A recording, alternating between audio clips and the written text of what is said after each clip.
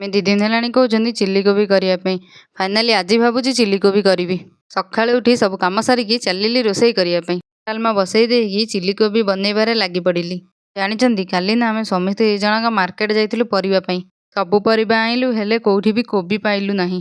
କେତେ ଖୋଜାଖୋଜି କଲା ପରେ ଫାଇନାଲି ଗୋଟେ ବୁଢ଼ୀ ମାଉସୀ ପାଖରେ କୋବି ଦେଖି ମୁଁ ବହୁତ ଖୁସି ହେଇଗଲି। ହେଲେ କ'ଣ ହବ, ସେ ଖୁସି ତ ମୋର ବହୁତ କମ୍ ଟାଇମ୍ ପାଇଁ ଥିଲା, କାରଣ ତାଙ୍କ ପାଖରେ ଅନଲାଇନ୍ ପେମେଣ୍ଟ ନଥିଲା ଆଉ ଆମ ପାଖରେ କ୍ୟାଶ୍ ବି ନଥିଲା। ସେଠୁ ମନ ଦୁଃଖରେ ବାଧ୍ୟ ହେଇ ଫେରିକିନି ଆସିବାକୁ ପଡ଼ିଲା।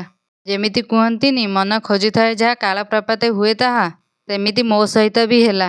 ଫେରିକିନି ଆସିଲା ବେଳେ ବାଟରେ ଦେଖିଲୁ ଜଣେ ବୁଢ଼ା ମଉସା ବି କୋବି ବିକୁଥିଲେ। ସେଠୁ ମୁଁ ସ୍ୱାମୀଙ୍କୁ କହିଲି ଯାହା ହଉ ନା କାହିଁକି ଏଇଠୁ ନେଇକିନି ଯିବି। ସେଠାରେ ନା ନେଟୱାର୍କ ପ୍ରୋବ୍ଲେମ୍ ଭାରି ହେଉଥିଲା। 2-3 ଥର ପେମେଣ୍ଟ ଫେଲ୍ଡ ହେଲା ପରେ ଫାଇନାଲି ପେମେଣ୍ଟ ହେଲା ଆଉ ଲାଷ୍ଟରେ ଫାଇନାଲି ଆମେ କୋବି ଧରିକିନି ରୁମ୍କୁ ଆସିଲୁ।